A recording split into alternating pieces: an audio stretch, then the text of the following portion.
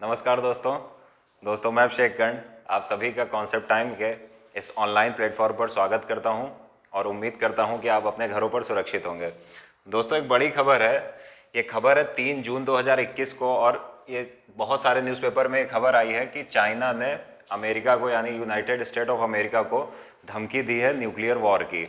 तो ये पूरे मामले को समझेंगे, आखिर ये धमकी क्यों दी है और ऐसा क्यों हो रहा है कि लगभग 1 महीने के अंतराल में आप देखोगे कि चीन ने कई देशों को धमकी दी, चाहे वो ऑस्ट्रेलिया रहा हो या फिर बांग्लादेश रहा हो या फिर आपका श्रीलंका रहा हो। तो इस पूरे वीडियो में हम जल्दी से समझने का प्रयास करेंगे कि आखिर ये पूरा मामला है क्या। तो देखिए, न्यूज़पेपर में आया news.com.au में, China Wars of nuclear showdown with the United state. तो चाइना ने ये धमकी दी है यूनाइटेड स्टेट ऑफ अमेरिका को, और धमकी किस लिए दी है ये समझिए। जैसा कि आपको पता है कि कोविड-19 का जो पूरी दुनिया में प्रकोप पड़ा, उसकी शुरुआत हुई थी वुहान से। तो अभी जो अमेरिका के नवनिर्वाचित राष्ट्रपति हैं जो बाइडन, उन्होंने एक जांच समिति का गठन किया है और कहा है कि 90 दिन में वो जांच समिति ये रिपोर्ट दे कि क्या इस जो कोविड वायरस है इसका उद्गम अमेरिका से ही हुआ है या फिर इसके उत्पत्ति कहीं और से हुई है, या प्राकृतिक रूप से तो नहीं कहेंगे, लेकिन जैसे भी हुई उस समिति को एक काम सौंपा गया है कि वो इसकी जांच करे और रिपोर्ट दे। अब इस बात से चाइना नाराज हो गया और चाइना ने कहा कि अमेरिका न्यूक्लियर वॉर के लिए तैयार हो जाए और हम अमेरिका की वो हालत करेंगे कि अमेरिका कांपने लगेगा। तो चाइना ने बहुत ज़्यादा कुछ बोला है, और एक ही कारण नहीं है चाइना और अमेरिका के क्लैश का, एक दूसरा कारण ये भी है कि जैसी खबरें आ रही हैं न्यूज़पेपर्स के माध्यम से कि जो अमेरिका है इसने सैटेलाइट तस्वीरों के माध्यम से ये पता लगाया है कि शायद चाइना 2021 में या 22 में, अमेरिका का ऐसा कहना है कि ताइवान पर आक्रमण करेगा और उस पर कब्जा कर लेगा। तो ये भी एक मामला है, और अमेरिका कोशिश कर रहा है कि चीन ताइवान पर हमला ना करे। तो ये भी एक टकराव का मुद्दा है। तीसरा एक टकराव का मुद्दा और है कि जो पैसिफिक ओशियन है, अभी हम समझेंगे, प्रशांत महासागर के जो छोटे छोटे आइलैंड कंट्रीज़ हैं या द्वीपीय देश हैं, तो वहाँ पर भी विस्तार को लेकर टकराहट का मुद्दा सामने आ रहा है। तो हम ज़्यादा उधर नहीं जाएंगे, हम इस मेन टॉपिक पे रहेंगे। तो ये क्यों न्यूक्लियर वॉर की धमकी दी गई, ज़रा ये समझते हैं। तो सबसे पहले चाइना ने धमकी दी है, तो हमारे लिए दोनों देशों की लोकेशन जानना जरूरी है कि आखिर दोनों देशों की लोकेशन क्या है। तो अगर आप देख रहे हो ये, तो आपको ये दिख रहा है कि ये क्या है, चाइना दिख गया आपको, 2 नंबर लिखा हुआ है। और अगर हम यूनाइटेड स्टेट ऑफ अमेरिका को देखें या यूनाइटेड स्टेट को देखें, तो ये इन दोनों के बीच में लगभग 11,640 किलोमीटर का डिस्टेंस है। अमेरिका और चाइना के बीच लगभग 11,640 किलोमीटर का डिस्टेंस है। तो सबसे पहले ये चेक करना ज़रूरी है, क्या चाइना के पास ऐसी मिसाइल्स हैं जो इस डिस्टेंस को कवर कर लेंगी, या सिर्फ चाइना सिर्फ मुंह से बोल रहा है, उसके पास ऐसा कुछ नहीं है। तो चलिए चेक करते हैं। अगर हम बात करें चाइना के मिसाइल सिस्टम की, तो हम देखते हैं कि चाइना की जो भी मिसाइल सिस्टम है उसमें एक जो डोंगफेंग 41 है, यानी DF-41, ये आपको दिख रही होगी मिसाइल, इसका जो डिस्टेंस दिया हुआ है वो है 15,000 किलोमीटर। तो ये 15,000 किलोमीटर की दूरी पर हमला कर सकती है। और मैंने पीछे बताया कि चाइना और यूनाइटेड स्टेट ऑफ अमेरिका के बीच की दूरी 11,640 किलोमीटर है। तो एक बात तो तय है कि चाइना हमला तो यूएसए के ऊपर कर सकता है, ठीक है ना। क्यों? क्योंकि उसके पास डोंगफेंग 41 मिसाइल है, यानी DF-41 मिसाइल है, जो 15,000 किलोमीटर की दूरी तय करती है और लगभग पूरे अमेरिका को कवर कर लेगी। तो ये तो तय है कि चाइना के पास वो शक्ति है कि यूनाइटेड स्टेट ऑफ अमेरिका के ऊपर आक्रमण किया जा सके। दूसरी बात ये आती है कि अगर एक देश ने हमला किया है तो दूसरे देश का जो मिसाइल डिफेंस सिस्टम है, जैसे अभी जब क्या हो रहा था, हमास रॉकेट दाग रहा था इजराइल के ऊपर, तो इजराइल का जो आयरन डोम था वो हमास के रॉकेट से किसकी रक्षा कर रहा था, हमास मिसाइल दाग रहा था, सॉरी। तो हमास जब मिसाइल दाग रहा था इजराइल के ऊपर, तो इजराइल क्या कर रहा था, इजराइल अपने आयरन डोम से, यानी मिसाइल डिफेंस सिस्टम से, उन जो मिसाइल्स आ रही थी उनको मार के गिरा दे रहा था।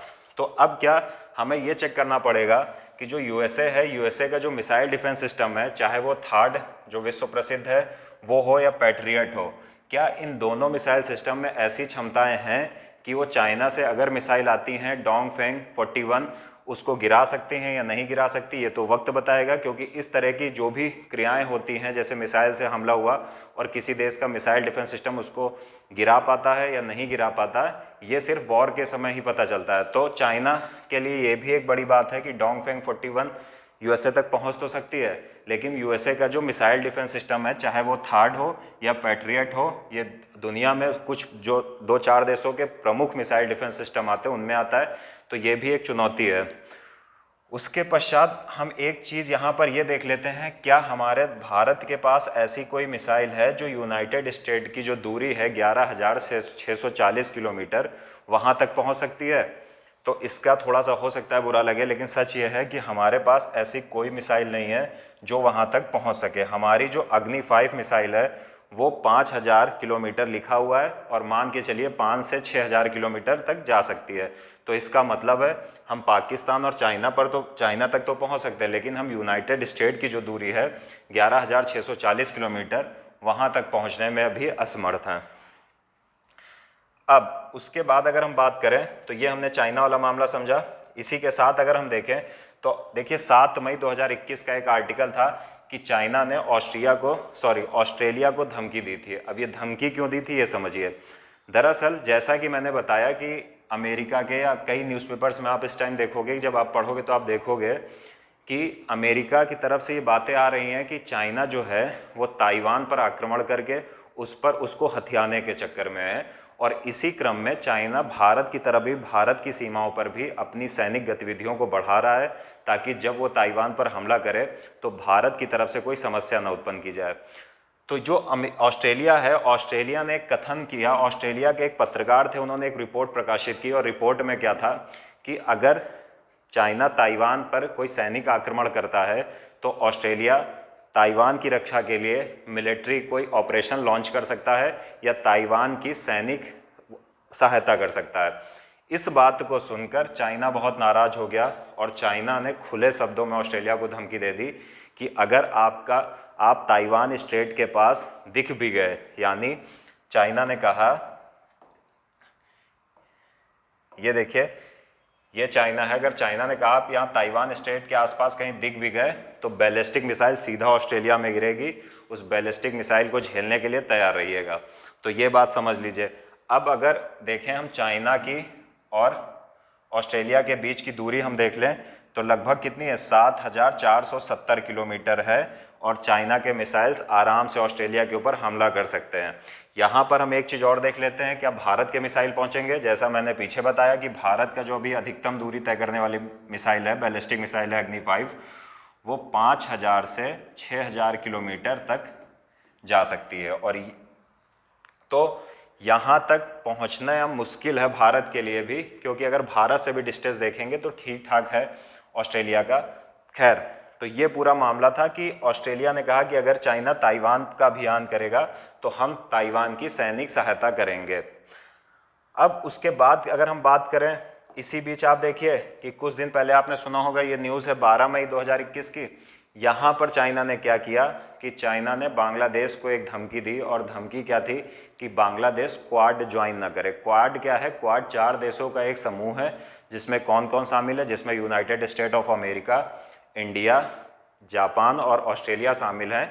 तो कहीं से चाइना को एक खबर मिली, शायद बांग्लादेश उस क्वाड ग्रुप में शामिल होने की कोशिश कर रहा है। तो चाइना उस ग्रुप को, यानी क्वाड को, मानता है कि वो सिर्फ चाइना के खिलाफ ही बना है, यानी चाइना के जो भी खिलाफत करने वाले देश हैं, क्वाड उनका समूह है। लेकिन क्वाड ने कभी भी खुले तौर पर चाइना के खिलाफत वाली कोई बात नहीं की, बल्कि जो क्वाड बात करता है वो इंडो पैसिफिक जो ओशियन है उसकी स्वतंत्रता की बात करता है कि वो सबके लिए वहाँ प्रॉस्पेरिटी बनी रहे, स्वतंत्रता बनी रहे, लोग फ्री मतलब आवागमन कर सकें। तो ये सारी बात थी।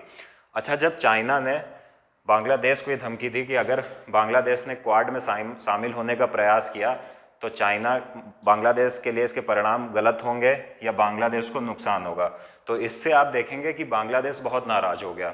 बांग्लादेश नाराज़ हो गया और बांग्लादेश ने स्वयं कहा, we are an independent and sovereign state, we can decide our foreign policy, don't interfere in my personal matters और आवर पर्सनल मैटर्स। तो ये चाइना के खिलाफ बांग्लादेश का पूरा कथन था। तो ये मामला हो गया। तो एक चीज़ यहाँ से समझ में आने वाला है कि चाइना जो कि यूएसए को काउंटर करके अपने आप को महाशक्ति के रूप में इस्टेब्लिश करने का प्रयास कर रहा है। तो यहाँ पर आप एक बात समझ जाना, जैसे आप 2003 में देखते थे कि यूनाइटेड ऑफ स्टेट देशों को धमकी देता था डायरेक्ट, अभी चाइना को देखिए तो लगभग वैसा ही हाल है जो जॉर्ज डब्ल्यू बुश के टाइम पर यूनाइटेड स्टेट ऑफ अमेरिका था कि देशों को डायरेक्ट धमकी दे देते थे। तो अभी चाइना का लगभग वही हाल हो चुका है और कई ऐसे देश हैं जिनको धमकी दे चुका है, इनको भी दे चुका है, श्रीलंका को भी दे चुका है कि क्वाड में मत शामिल होना। तो ये भी मुद्दा है। दूसरा ये भी मुद्दा है कि इस टाइम चाइना थोड़ा छटपटाहट में है। छटपटाहट का कारण ये है कि यूनाइटेड स्टेट ऑफ अमेरिका और जितने भी वेस्टर्न कंट्रीज़ हैं, फ्रांस और आपका यूनाइटेड किंगडम, ये सब पैसिफिक ओशियन में, यानी मैं दिखाता हूँ, तो ये सारे देश जो क्या कर रहे हैं, वेस्टर्न कंट्रीज़, इस ओशियन में जितने भी आइलैंड कंट्रीज़ हैं, चाहे वो पलाऊ हो या समोआ हो या पपुआ न्यू गिनी हो, यहाँ पर क्या हो रहा है, एक टकराहट हो रही है चाइना और United state of America and western countries के बीच में। और टकराहट क्या है कि यहाँ पर जो छोटे छोटे देश हैं जो स्ट्रेटेजिक लोकेशन की दृष्टि से बहुत इंपॉर्टेंट हैं, तो उन पर नियंत्रण को लेकर एक टकराहट जैसा माहौल उत्पन्न हो रहा है। क्योंकि चाइना भी अब क्या कर रहा है, चाइना डेट ट्रैप डिप्लोमेसी खेल रहा है, उनको उधार देता है द्वीपीय देशों को, और जब वो उस उधार को नहीं चुकता कर पाते हैं तो फिर उनसे कहता है कि हमें अपना सैनिक अड्डा स्थापित करने की इजाज़त दो। तो इस प्रकार के सारे खेल चल रहे हैं इंटरनेशनल या जियो पॉलिटिक्स में, तो ये आपको समझना होगा। तो ये पूरा मामला क्या था, अभी हाल ही में जो चाइना ने यूएसए को, यानी अगर आप देखें कि दुनिया की सबसे बड़ी पावर को धमकी दी है, तो ये हमने समझा कि धमकी कितनी वाजिब है, क्या तर्क के आधार पर या हथियारों के आधार पर इसको हम प्रमाणित कर सकते हैं या नहीं। तो उम्मीद है ये वीडियो आपको पसंद आई होगी। यदि पसंद आई हो तो लाइक करिए, शेयर करिए और चैनल को सब्सक्राइब करिए। मिलते हैं अगले वीडियो में। नमस्कार, जय हिंद।